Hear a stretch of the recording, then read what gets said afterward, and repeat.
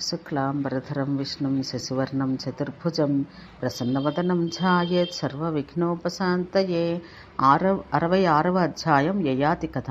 అనంతరం సూతుడిట్లు పలికెను. దేవాధిదేవుడు పరమేశ్వరుడు తండ్రి నందికేశ్వరుల కృపా విశేషం చేత త్రిధనువుడు 1000 అశ్వమేధ యజ్ఞములు చేసిన ఫలం ప్రాప్తింప చేసుకొని పిమ్మట శివగణాధిపత్య పదవిని పొందగలిగాను. అతడు దేవతలందరి చేతను నమస్కరించబడెను. విద్వాంసుడగు త్రయ్యార్ణ మహారాజు ఆ త్రిధన్వుని తర్వాత రాజ్యానికి ఉత్తరాధికారి అయ్యను.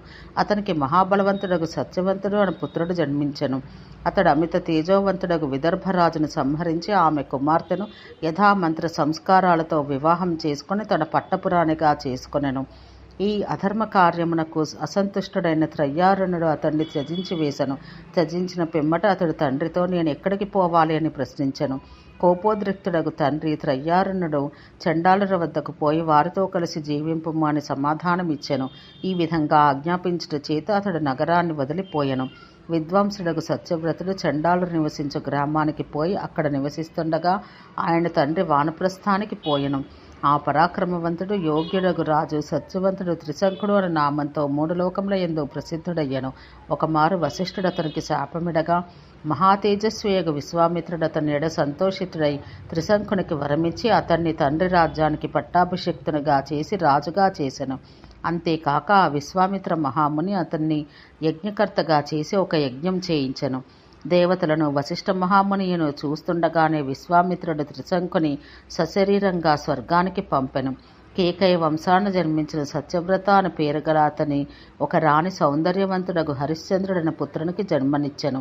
ఆ హరిశ్చంద్రుని పుత్రుడు మహాపరాక్రమవంతుడగు రోహితుడు. రోహితుని పుత్రుడు హరితుడు. హరితుని పుత్రుడు దుందునికి విజయుడు, సుతేజుడు అని 2 పుత్రులు.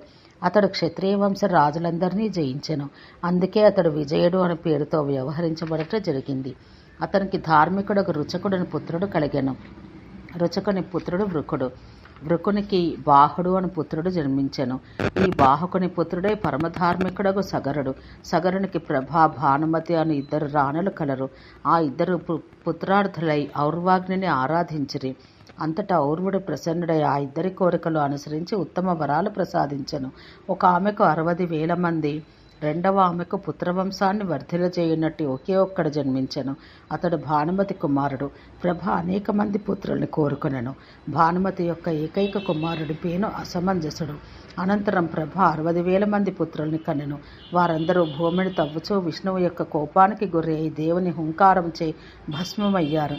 అసమంజసుని పుత్రుడు అంశమానుడు అనే పేరుతో ప్రసిద్ధుడయ్యను.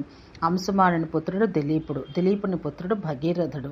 ఆయన కఠోరమైన తపస్సు ఆచరించి స్వర్గంగను పృథ్వీపైకి వచ్చినట్లు చేశాను. అందువల్లనే గంగను భాగీరథి అంటారు. భగీరథుని పుత్రుడు శృతుడు. అతడికి ఉత్తరాధికారి అయిన నాభాగుడు. అతడు మిక్కిలి ప్రతాపవంతుడు, శివభక్తుడు. నాభాగుని పుత్రుడే అంబరీషుడు. అంబరీషునికి సింధుదీపుడని పుత్రుడు కూడా జన్మించెను. నాభాగ అంబరీషులు తమ బాహుబలంచే పృథ్వీని అంతటిని తమ ఏలుబడిలోకి తెచ్చారు. వారి పాలనలో పృథ్వీ దైహిక, దైవిక, భౌతికములను త్రిపాపరహితంగా ఉండేది. సింధుదీపునికి ఆయుతాయుడు అని పేరు గల పరాక్రమవంతుడగు పుత్రుడు కలిగెను. ఆయుతాయుని పుత్రుడే మిక్కిలి యశస్శాలి, బుద్ధిమంతుడగు ఆయుతాశ్వుడు. అతడు మహాబలవంతుడగు నలమహారాజు మిత్రుడు. ఈ నలమహారాజు జూదమాడుటందు విశేషజ్ఞుడు. పురాణములందు దృఢవ్రతులకు 2 నలమహారాజులు ప్రసిద్ధులు కలరు.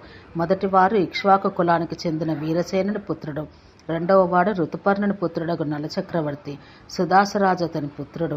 అతడు ఇంద్రునికి సమానమైన వాడు. సుదాసుని యొక్క పుత్రుని పేరు సౌదాసుడు.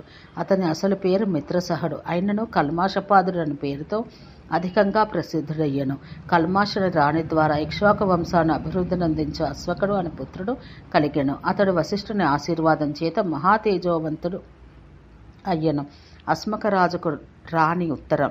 ఆమె ద్వారా అతడు మూలకుడని పుత్రుని కనెను. అతడు పరశురాముని చేత భయకంపితుడై ఎల్లప్పుడూ స్త్రీల చేత చుట్టుముట్టుకొనబడి ఉండేవాడు. రక్షణ కావాలని కోరిక చేత పీడించబడి ఉత్తమమగు స్త్రీలను కవచంగా తన చుట్టూ ఉంచుకొని రాజుకు, మూలక మహారాజుకు ధర్మాత్ముడగు శతరథుడు అను పుత్రుడు కలిగెను. అతనికి బలిశాలియగు ఇలబిల్లుడు అను పుత్రుడు కలిగెను. ఇలబిల్లునికి వృద్ధశర్మ అను పేరు గల పుత్రుడు కలిగెను. వీరుడగు వృద్ధశర్మకు ఇలబిల్లుడు అను పుత్రుడు కలిగెను. అతనికి విశ్వసహ అను పుత్రిక జన్మించెను. ఆమె పుత్రుడే దిలీపుడు. అతడు ఖట్వాంగ అను పేరుతో అధికంగా ప్రసిద్ధుడయ్యెను. అతడు ఒక ముహూర్త కాలం మాత్రం జీవనం పొంది భూమి నుంచి స్వర్గానికి చేరుకొని తన బుద్ధి శక్తి చేత త్రేతాగ్నులను త్రిలోకాలను జయించెను. అతని పుత్రుడు దీర్ఘబాహుడు. దీర్ఘబాహుని పుత్రుడే రఘుమహారాజు. రఘుమహారాజుకు ప్రతాపవంతుడగు అజుడని పుత్రుడు జన్మించెను. అజునికి ఇక్ష్వాకు వంశకర్తయగు శ్రీమంతుడైన దశరథుడు జన్మించెను.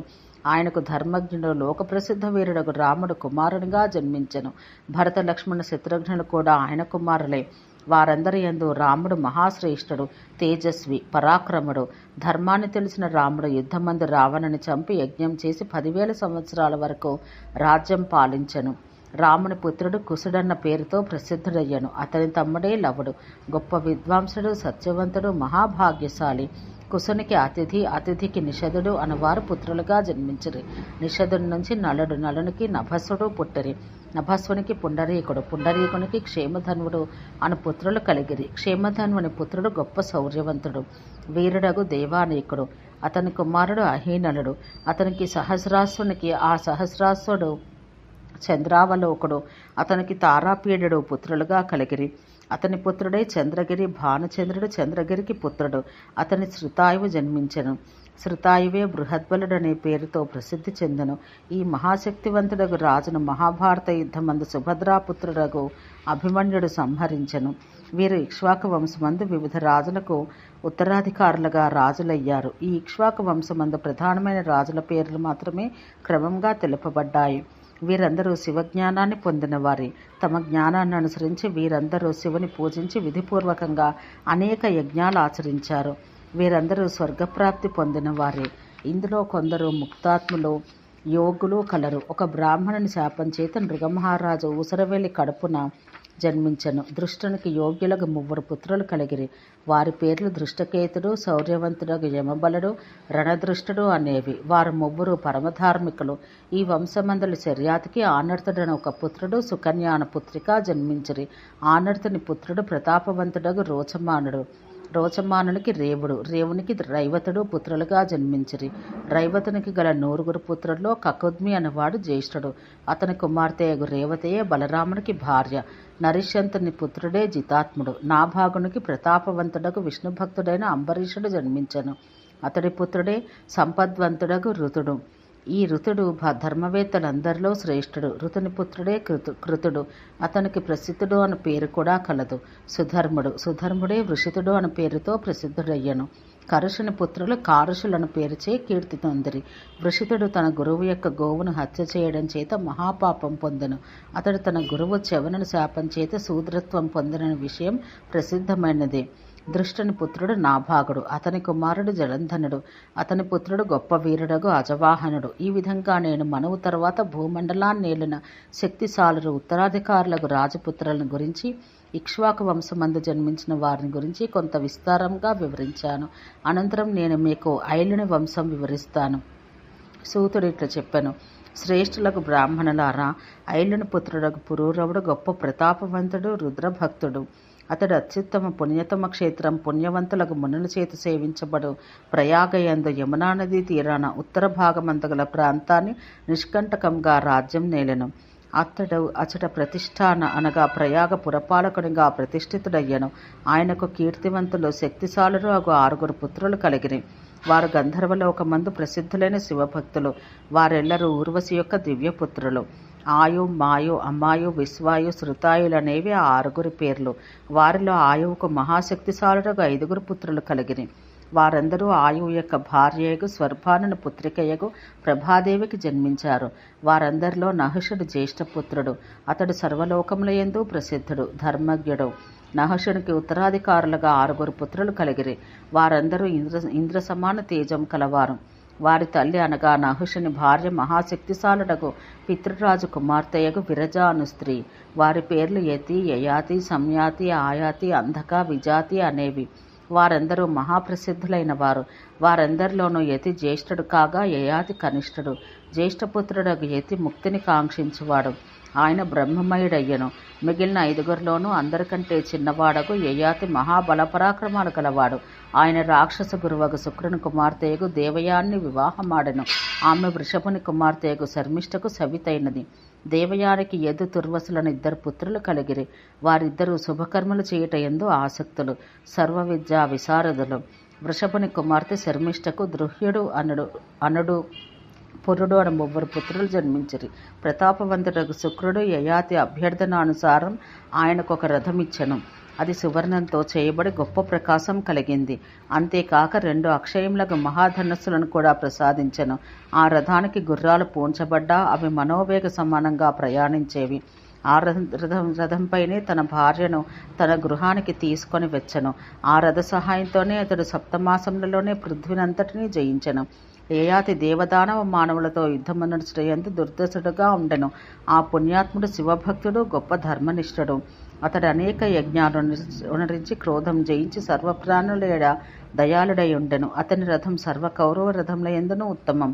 పురువంశమందు జన్మించిన పరీక్షిన్ మహారాజు పుత్రుని చేత ఆ రథం నష్టమైంది. జనమేజయ మహారాజు గర్గమహర్షి పుత్రుడకు అక్రూరుని మిక్కిలి బాధించి అతన్ని చంపివేశను. అందుచేత జనమేజయునికి బ్రహ్మహత్యాపాతం కలిగింది. ఆ పాపం చేత దాన్ని పోగొట్టుకొనుటకు ఇటు అటు పోవట ఆరంభించెను. దేశ ప్రజల చేత, నగర పౌరుల చేత బహిష్కృతుడైన అతడు సంతోషం పొందలేకపోయెను. దరిలేని దుఃఖం పొంది ఎచ్చటి నుండి జ్ఞానప్రాప్తి లభ్యం కాక దుఃఖితుడయ్యను. అంతట శరణాగత యోగ్యుడగు సౌనక ఋషి చేత శరణు పొందెను. ఉదార హృదయుడగు ఆ ముని ఇంద్రేతి అను పేరుతో ప్రసిద్ధుడు. అతడు జనమేజయ మహారాజు తరపున యజ్ఞము నడిచెను. శ్రేష్ఠులకు మునులారా, జనమేజయ మహారాజును పాప విముక్తిని చేయుటకు అతడు అశ్వమేధ యజ్ఞం చేసెను. మహాయశస్వియగు లోహగంధరాజునకు బ్రహ్మహత్యా పాపం నుంచి విముక్తి కలిగింది. యజ్ఞావభృత కాలాన అతని దివ్యము ఉత్తమమైన రథం అదృశ్యమైపోయింది. ఆ వంశం వారి నుంచి అదృశ్యమైపోయిన ఆ రథం చేది దేశపు రాజ అగు వసువు ఎడ ప్రసన్నుడైన ఇంద్రుని చేత ప్రసాదించబడింది. ఆయన నుంచి బృహద్రథుడు ఆ రథం పొందగలిగెను. పిమ్మట బృహద్రథుని కుమారుడగు జరాసంధుని సంహరించిన కురువంశ వీరుడగు భీముడు ఆ రథాన్ని ప్రేమపూర్వకంగా శ్రీకృష్ణునికి సమర్పించెను అని చెప్పి మరలా సూతుడిట్లా చెప్పెను. నహుషపుత్రుడగు యయాతి మహారాజు తన పుత్రుడగు పురునికి రాజ్యాభిషేకము నడిచెను. ఆ పురుడని రాజే ఆ ఉపకారానికి ప్రతిఫలంగా తన పుత్రుడగు పురుని రాజునిగా చేసెను.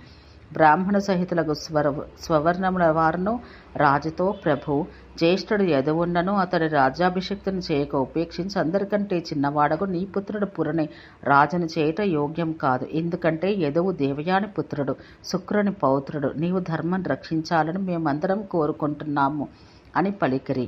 యయాతి కథ అను 66వ అధ్యాయం సమాప్తం.